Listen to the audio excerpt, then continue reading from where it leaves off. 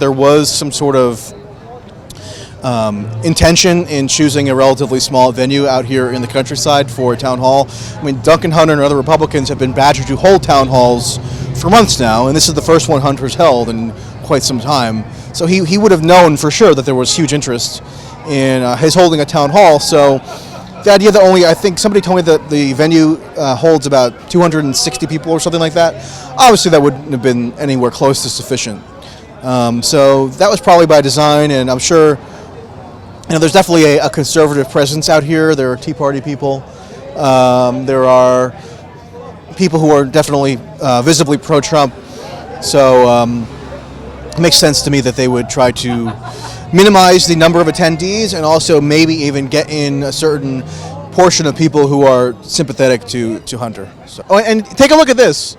So somebody in the staff, I don't know if it was Duncan Hunter staff or the theater staff, but somebody hung up a Gadsden flag, which is the inside the ticket booth, which is sort of interesting, right? Because this is a town hall event is supposed to be a nonpartisan event, so a congressman can hold a political rally or a campaign rally, and that's fine. He can have all the paraphernalia that he wants in those sorts of events, but a town hall meeting is supposed to be at least ostensibly nonpartisan. But somebody associated with the venue or with the congressman's staff hung up a Tea Party Gadsden flag in the ticket booth, which is, I don't know, interesting. Had you intended to get into the actual town hall and were turned away, or what? Yes, I did. We've been standing in line since the three of us have been standing since 8:30. Since 8:30. 8:30 this morning, yeah. I've participated in some of Duncan Hunter's phone town hall meetings in the past. And those are kind of phony, right? They're a joke. It's a monologue, and if there are any questions asked, I'm sure they're asked by people that are supporters. Right. It's sad. Do you think they intentionally chose a relatively small venue so there wouldn't be too many people able to get in? I wouldn't be surprised. I mean, there are a lot of other places in his district We that could actually hold have many. submitted a request. I called his office and said, in anticipation of a large turnout, is there a possibility we could have a venue that would support more people? And the response was, well, I'll forward that on to Representative Hunter. And you live in his district? Oh, absolutely. I've lived there for probably about 45 years. Where do you live? In Santee. Yep. So it's very unfortunate. We just want our voices to be heard. We want to have the opportunity to ask some questions and get some real solid answers. We want people to know that there are voices out there with other perspectives. We want to seek common ground.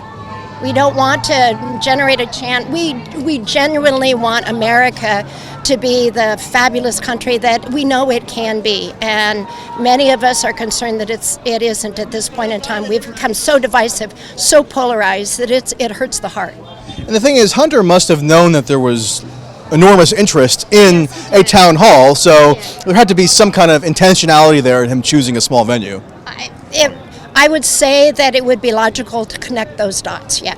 Yeah, trying to meet with him at his office. People get turned away routinely. They've had their cars towed.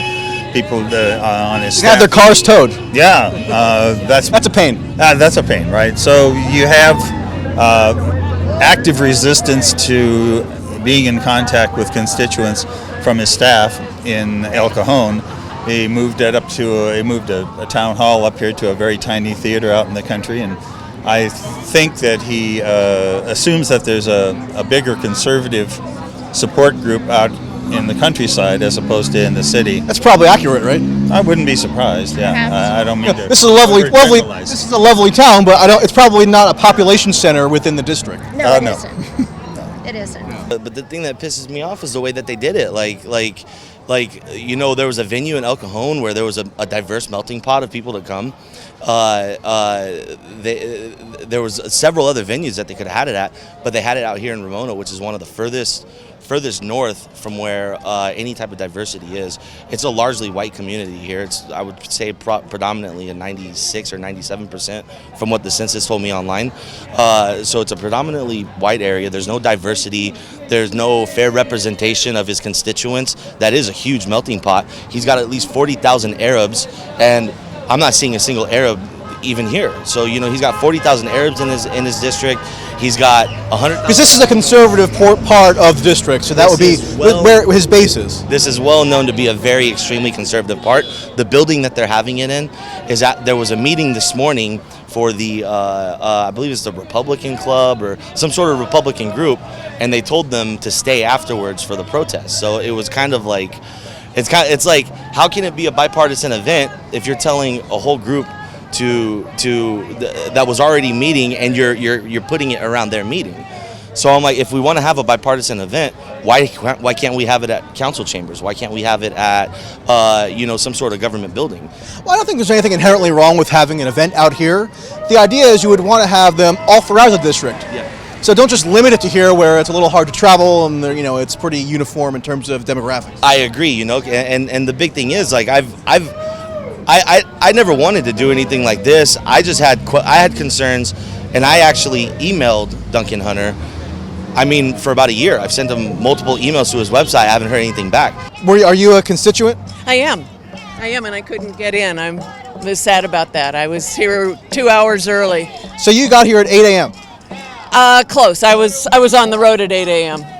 What time did you actually arrive? Maybe about 8:20. So you should if you get here an hour and a half early, I think you have a reasonable expectation that you're going to be able to get into the venue, but apparently not. No, I was close. I was real close. I was probably within 25 to 30 people of getting in. Hey, how many people does the venue hold? Normally 430. 430. I mean, if the tables are removed. How many people does it hold today? 300. So they reduced the number of seats that are available for this meeting? Something like that. Yeah. I don't want to speak too much because I mean. Right, I got you. Do you know why they do that? No, I don't know why. Yeah. Okay, thank you. I'm just a parking lot guy. That's Gotcha. Okay, so that was a worker who parks cars. I don't want to get that guy in trouble, but that's a worker who parks cars for the Ramona main stage, and he says that the venue normally held 430 people, and they actually arbitrarily, I guess, cut down on the number of spots available for this particular event. So it went from 430 down to 300. So why would they do that? I don't know. You tell me. And how many people does this venue hold normally? Depending on how it's set up for, I think it can hold up to 450 people. It was set up for 300. Do you know why the reduction? For safe access. Safe access. That way, in case there was any issues inside, that way, if there was a medical aid or a violent issue or a terrorist event or anything else that would cause us to come inside, then we could get in there, safe passage through the alleys. Plus, the fire marshal was involved with the overcapacity issues. So the owner decided 300 would be a safe bet. That way, we can get in quite a bit of people, but we still have a safe access and a safe avenue for all of us to get in if we need to get in. Okay, thank you. You're very welcome. Do you think that Congressman Hunter intentionally chose a relatively small venue so that it wouldn't be inundated with people who are maybe hostile to him? Well, I don't know so much the size, but selecting a venue that where the Tea Party holds their meetings, and where the owner of the venue is part of that Tea Party. There was concern about how balanced and how it would be in the audience. But I'm really very, very happy to say that this morning I've been here since 6:30, and the whole process has been fantastic. Tea Party, conservative Republicans, and progressive and liberals, independents, standing in line. No fights? No fights, no real problems. A few little bit of words here and there maybe, but that's to be expected, I would think. No, it's been very fantastic. I'm really proud of my town. What makes you question the realness of the town hall? Because usually there is some give and take, and you get to have all your people addressed and all the questions addressed. And unfortunately, it seems that he handpicked the questions. Well, he literally did handpick the questions because he had staff going around on the line outside the venue collecting note cards where people would write questions on. Mm-hmm. So it wasn't as if people were just standing up and saying, No, there's no open mic from what I understand, and that's a little bit frustrating. So, and you didn't even get in. no, didn't get in. No, and most of the people I know didn't get in. So, we're a little disappointed. Yeah. Do you think he intentionally chose a relatively small venue to prevent more people from getting in? Yes, I do. Definitely. There were other options. He could have had it here. It's a beautiful day. There's lots of room. That's true. And the schools or other places, there was some time to plan this. Because I went to a Republican town hall last weekend in Northern California, where it was at a school. There was plenty of room for everybody who wanted to get in. So it is possible to do that even for Republicans. So he can't claim that it wasn't available to him. Right, and the main stage is also known to be where the Tea Party people meet. That's their meeting spot. So the venue was handpicked as well for that, in my opinion. I think you're probably correct. I think so too. How early did you have to show up to be able to get in? I actually was here in the line 7 a.m. in the morning because the line, 3 hours early. Exactly, and there was already 100 people before me, and inside you can only accommodate so many. He chose a perfect, solid Tea Party district. Area, Ramona, to hold his town meeting, so he can get as many as he can from his supporters. Okay, so the Ramona main stage has a capacity of something like 450 people, and we just spoke to the San Diego Sheriff's officer on the scene here, and he said that the capacity of the venue was reduced on the orders of the owner by something like 150. So only about 300 people were allowed in today for Congressman Duncan Hunter's town hall, whereas normally 450 people can get in. And the reason, according to the sheriff's officer and according to some other staff, the venue that we spoke to, is that due to safety concerns, they felt they had to arbitrarily restrict the number of people who were able to get in. The sheriff's officer even said that terrorism was one possibility as to why they couldn't have the full capacity met. So that's a little dubious, I would say. There were some Trump supporters kind of roaming around out front, and keeping an eye on the rabble.